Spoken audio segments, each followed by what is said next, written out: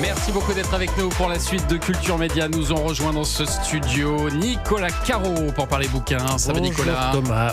Et Sébastien Bordonnaz. Salut Exposition Sébastien. ce matin. Avec une expo. Oui, je vous emmène à la Bibliothèque nationale de France. La classe, non? Mais allons-y ensemble, Allez. pas de problème. Allez. Et alors j'ai la chance de recevoir ce matin le duo de cinéastes le plus connu du cinéma français, tellement proche, Nos jours heureux, Intouchables, Hors normes, Le sens de la fête, que des films qui nous restent en mémoire.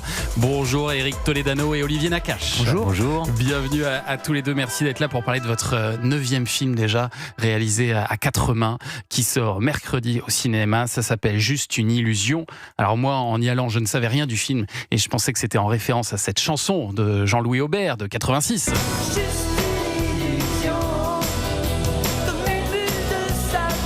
Mais pas du tout. Pas du tout. En fait, non, c'est pour le titre d'Imagination, sorti plus tôt, en 82. D'où ma première question, pourquoi ne pas l'avoir appelé Just an Illusion? En fait, vous n'avez pas complètement tort, c'est les deux. Parce que à peine une sensation, c'est exactement ce qu'on voudrait que le film provoque chez les spectateurs. Ah. Peut-être plus qu'à peine, mais une sensation en tout cas. Parce que c'est un film qui a été construit comme une sensation, c'est-à-dire comme une espèce de capsule.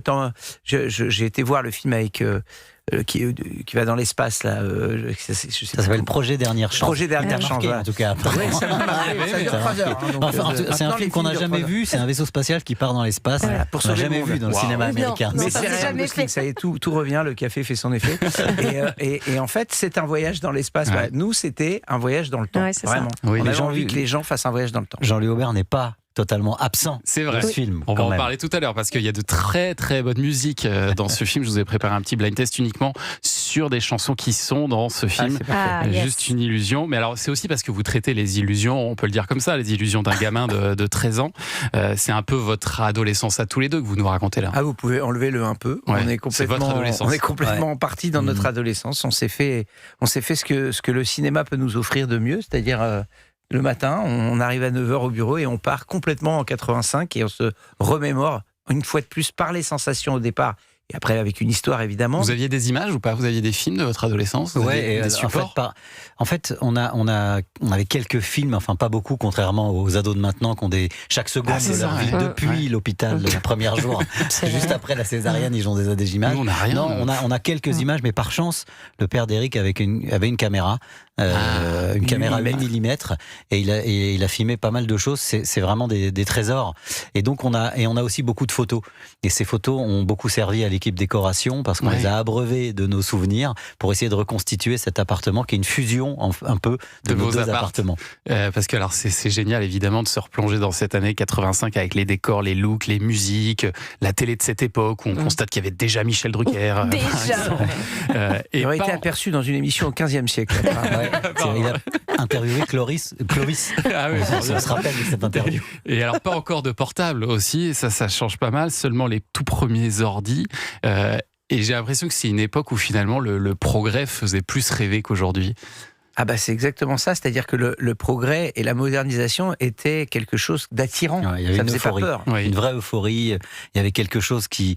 C'était vraiment les débuts de la révolution technologique et on voyait que du positif. Contrairement à maintenant où chaque avancée technologique amène sa part de peur et d'inquiétude, là non, c'était que du positif et on se souvient des Macintosh, des consoles de jeux qui déferlaient. Non, c'était un progrès heureux. Et alors c'est Simon Boublil qui joue le héros de votre film, Vincent, 13 ans, qui est donc un condensé des ados que vous étiez tous les deux. Il se trouve que mon fils, il a le même âge, il a 13 ans aussi, et je me dis que vous n'avez pas dû choisir au hasard cet âge-là, parce qu'on est vraiment entre deux âges, entre l'enfance, entre l'adolescence. C'est ça qui vous intéressait, non? C'est même une passion, cette espèce de métamorphose. Il y a un livre de Dolto qui s'appelle Le complexe du homard et qui dit que l'adolescent perd une peau comme le homard et un peu à nu avant de se reconstituer une peau. Et c'est vraiment ce qu'on a tous ressenti, c'est ça notre commun, c'est qu'on a tous passé par ce moment-là. Alors, pour certains avec plus de violence ou de calme que d'autres. Vous comprendrez que nous, c'était pas calme. Tard, oui.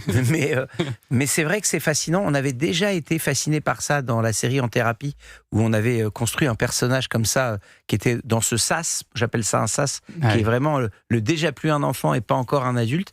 Et effectivement, quand il a fallu faire le casting, c'est très compliqué parce que les ados, ils changent très vite, si vous en avez un.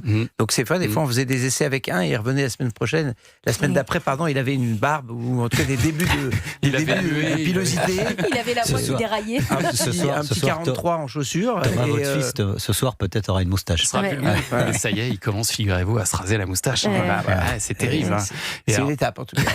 Et alors, les parents, ils sont incarnés par Camille Cotin et Louis Garrel.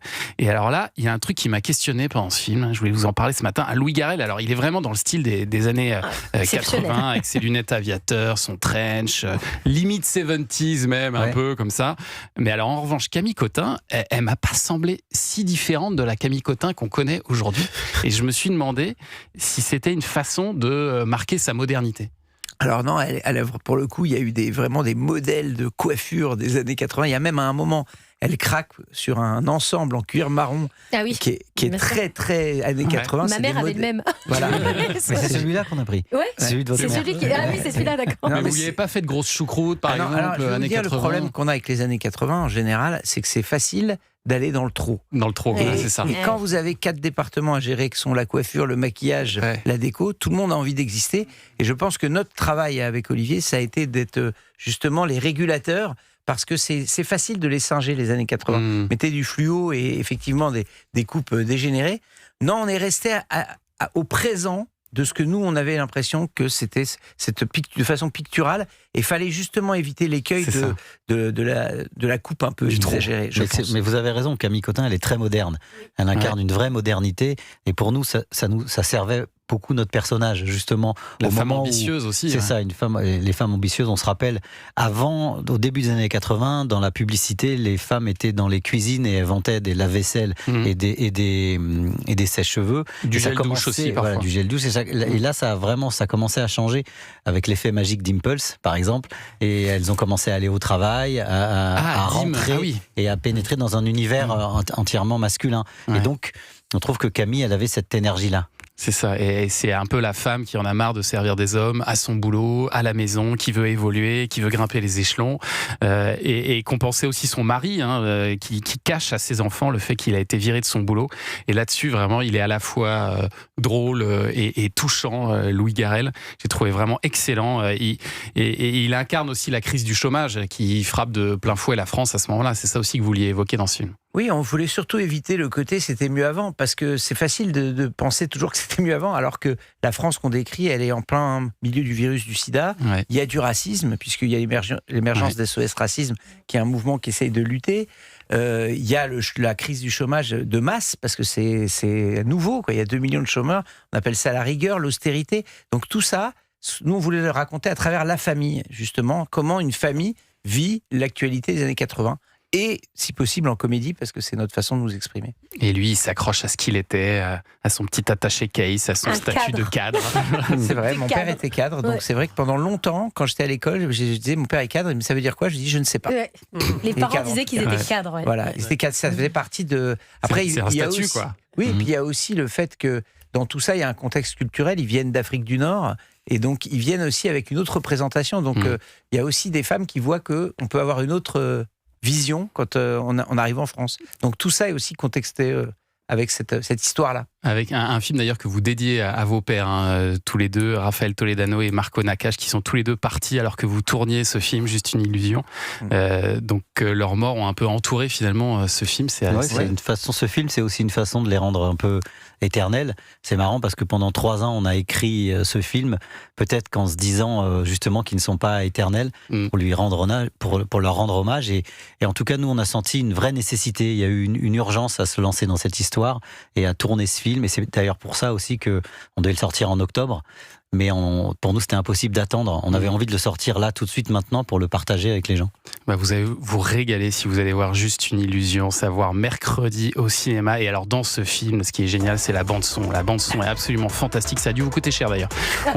On va jouer avec ces tubes. Blind test dans 1 minute et vous allez voir que les souvenirs remontent direct à la surface.